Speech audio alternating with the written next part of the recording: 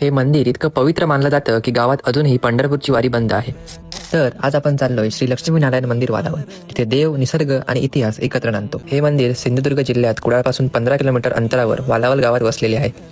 हे मंदिर हेमाडपंथी शैलीत बांधलेले असून या मंदिराची स्थापना इसवी सन 1340 ते 1400 या दरम्यान झाली. श्री देव लक्ष्मीनारायणाची साम्य असलेली दुसरी मूर्ती म्हणजे पंढरपूरची विठ्ठलाची मूर्ती. या दोन्ही देवस्थानांमध्ये एक नातं आहे.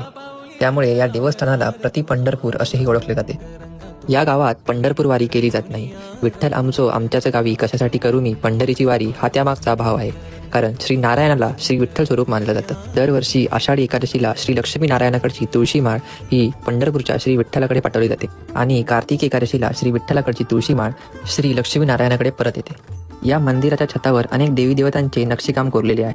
तसेच मंदिरासमोर एक शांत तलाव आहे जिथे कमळे वर्षभर फुललेले दिसतात. आणि या गावात एक दंतकथाही सांगितली जाते, श्री नारोबा आणि माऊलीची.